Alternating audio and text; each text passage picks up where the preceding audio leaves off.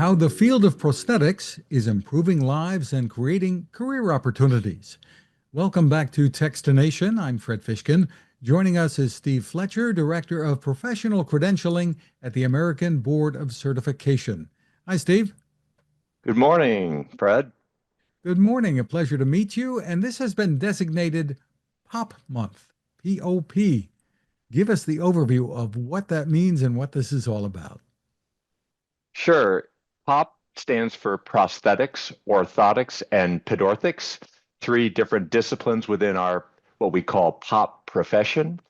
Prosthetics, as you may imagine, is the provision of an artificial limb for someone who has experienced a limb loss for a variety of reasons. So prosthetists are those healthcare professionals who evaluate, fit, and provide an artificial limb, depending on all that's going on and what limb they're missing.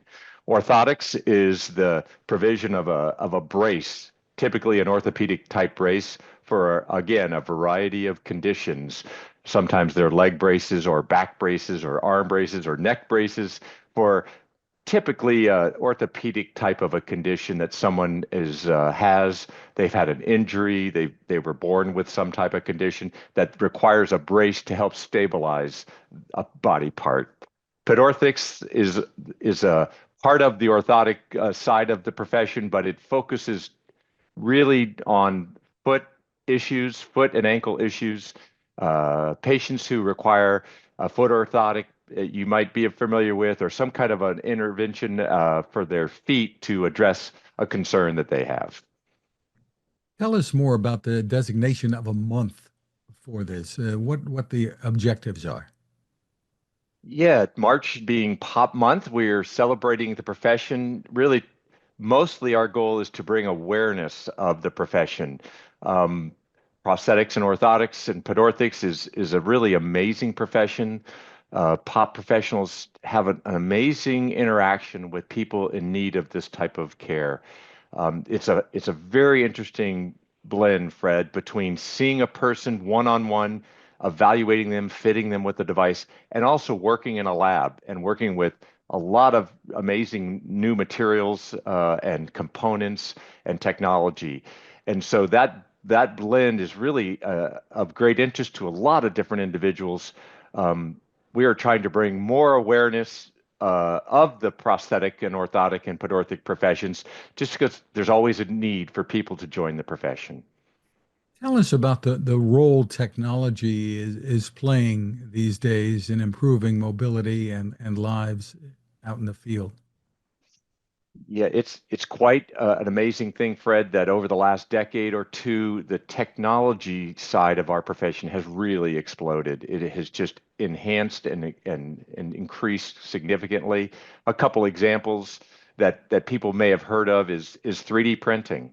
We call that additive manufacturing, but it's a whole new way of fabricating a device that can be made extremely custom to an individual person's needs. The 3D printing it's just a tool that is being used more and more. You know, in the old days when I first entered the profession, when we wanted to make a custom device for someone, we had to take a plaster cast of their limb, part of their limb, and then make a mold and then make the device over that mold. Nowadays, it's very common for someone to take a laser scan with a scanner. People use an iPad as a scanner, and they scan the body segment, create a digital model of that person's body part, and then can use a CAD, a computer assisted design software, to design that device and then send it to a 3D printer, and it will fabricate the device. No plaster, no cast of the patient was ever needed because of that technology. Wow. Tell me about I would think that robotics and things like exoskeletons are coming into play here as well. Tell me I mean, we're seeing humanoids walking around doing things. I would think some or a lot of that technology might be useful here. It is for sure. The exoskeletons that you mentioned is kind of a newer thing where is sort of a wearable device that can completely support someone. Someone, let's say, has a spinal injury and they're paralyzed from the waist down.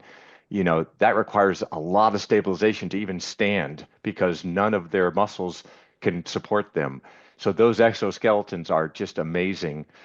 Another example, more directly in the orthotic profession, is, people in the past, polio was a big thing, 50 years ago, and long leg braces were made for those people because they had such a weakness in their leg.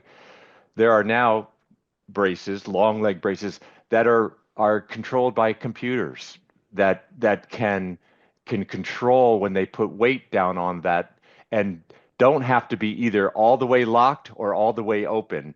They can control the weight bearing. So when people start to walk with that type of a brace now with the computerized controlled knee joint, it can allow the knee to bend and the people can walk much more normally than, as you've probably seen in your life, someone walking with a locked knee brace. They walk very stiff because it doesn't allow any motion. So that's just an example of the technology that has really impacted people's mobility. Tell us more about the types of jobs. You mentioned trying to attract people to go into these professions. Tell us about the types of jobs that you're talking about. Yeah, there's lots of different roles within the pop profession. I'm a certified prosthetist orthotist. I'm a clinician and so that is a role within our profession, requires, a formal education at a master's degree level and some clinical training and actual residency for clinical training. And so that's sort of the highest level within our profession, but there's a lot of other roles. Some individuals are interested in sort of the technical side of our profession, not necessarily seeing patients one-on-one, but in the fabrication and working in a lab setting where they're are fabricating the actual devices. We have technician jobs for that, and there's also pedorthists. The last P in pop are people who really focus, like I said, on people who have foot problems. Diabetics is a real common one.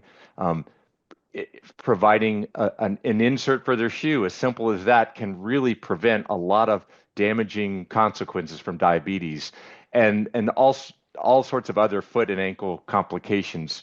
And there's roles within the profession for different levels. Not everyone has to have a master's degree to be in the profession. There are assistant roles, there's associate level degree type of roles in the profession. So lots of different choices.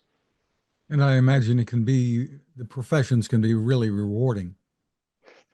It's an amazing profession, Fred. I was attracted to it because it had this interesting combination. I got to see patients one on one and really try to solve their individual problem, interact with them, meet the family.